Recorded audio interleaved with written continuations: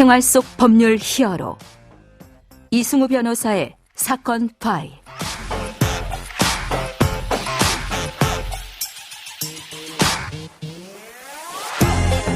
안녕하세요. 이승우입니다. 각종 사건 사고에서 여러분을 구해드리겠습니다. 오늘 열어볼 사건 파일은 위장수사 관련 사건입니다.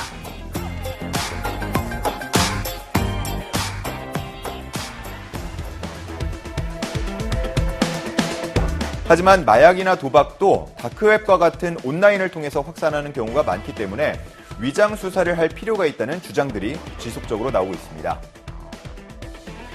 사건 파일 오늘 주제는 위장 수사입니다. 사회를 보호하는 방법이지만 한편으로는 심각한 인권 침해를 야기할 수 있는 위장 수사의 허용 필요성과 그 한계에 대해서 범법인 법승 김범선 변호사와 함께 알아보도록 하겠습니다. 안녕하세요, 변호사님. 네, 안녕하세요. 김범선입니다. 네.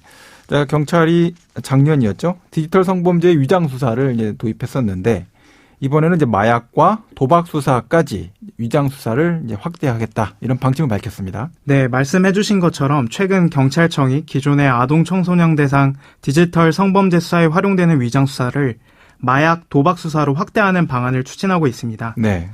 위장 수사는 N번방 사건을 계기로 도입되었는데요. 2021년 9월부터 청소년 성보호법에 따라 아동 청소년 대상 디지털 성범죄 수사에만 활용되었습니다. 네네.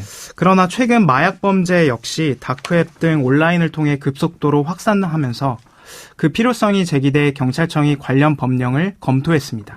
디지털 수사 방식이 도입되다 보니까 이제 위장 수사의 필요성까지 다시 또 확대되는 것 같은데, 자, 위장 수사가 처음 도입될 때도 갑론을박이 굉장히 많았었습니다. 지금 이 위장수사제도 잘 정착됐다라고 볼 수 있는 상황인가요? 네, 종전에 여러 가지 걱정들이 있었던 것은 사실인데 잘 정착된 것으로 보입니다. 경찰청은 경찰청 홈페이지를 통해서 그동안 위장수사를 통해서 검거한 통계를 소개했는데요. 예.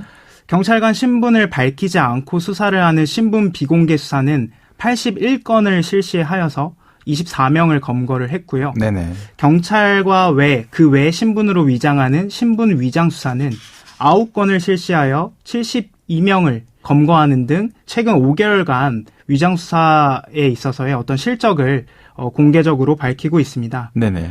위장 수사가 실시된 범죄 유형은 아동 성착취물 판매, 배포, 광고 행위가 83.3%로 가장 많았고, 아동 성착취물 제작 또는 알선 행위는 11.1%, 아동 성착취물 소지 행위는 3.3%, 성착취 목적으로 아동 청소년에게 대화를 한 행위는 2.2% 순으로 나타났습니다.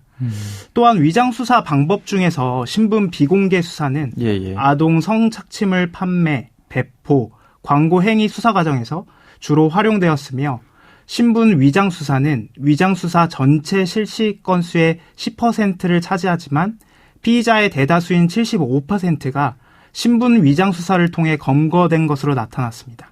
그렇군요.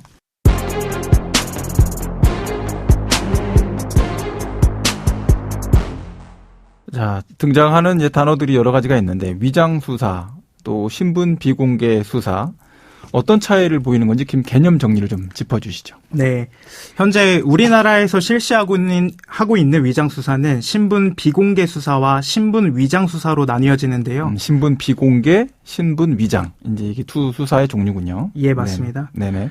먼저 신분 비공개 수사는 경찰이라는 신분을 공개하지 않는 다소 소극적인 것이라며, 네네. 신분 위장 수사는 적극적으로 위장행위를 하는 차이점이 있습니다.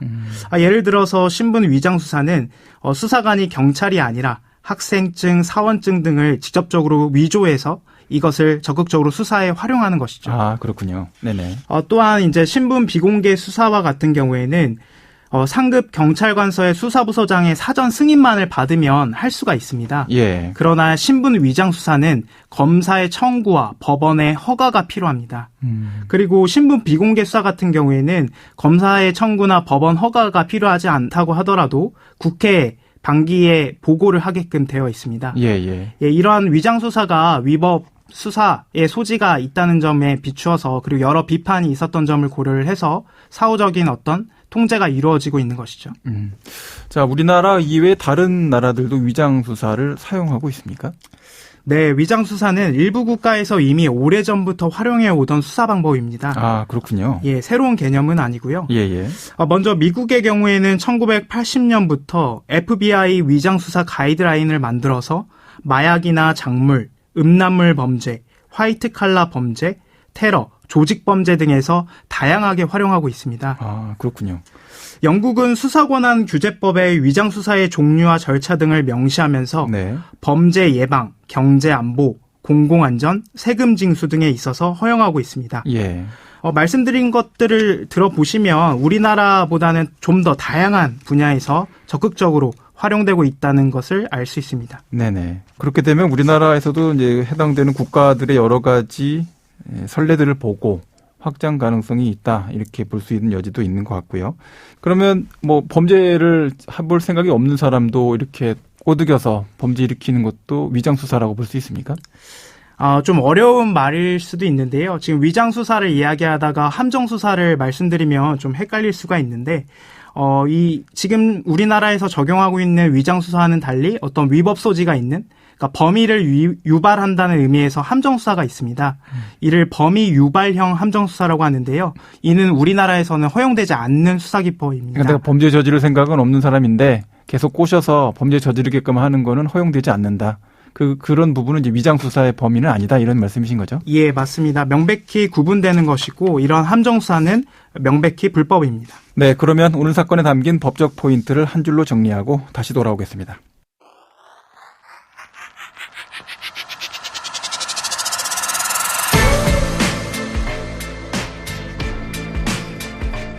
이럴 땐 법대로.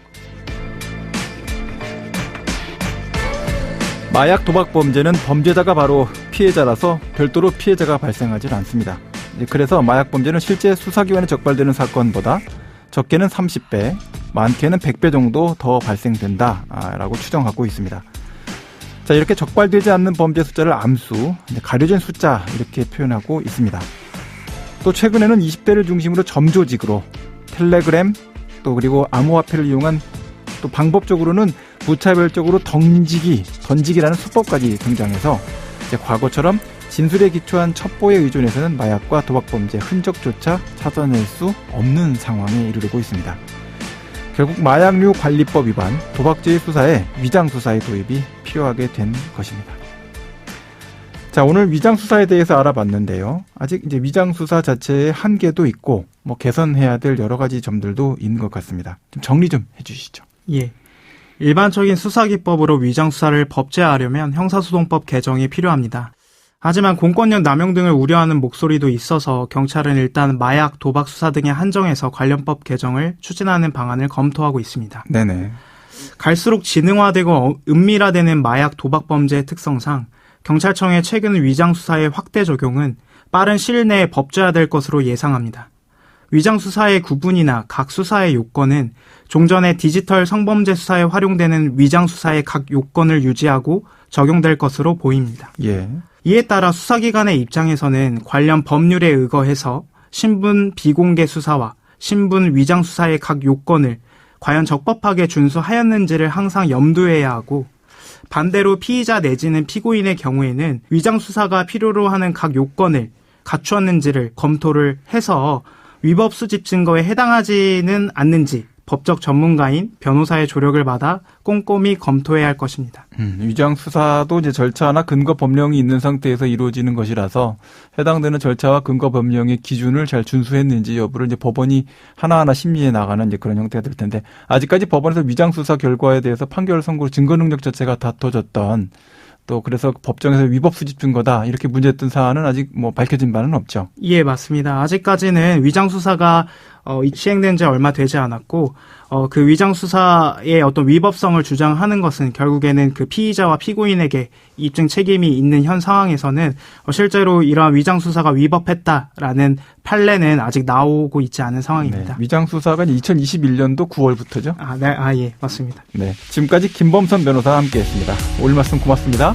감사합니다. 생활 속 법률 히어로 이승우 변호사였습니다.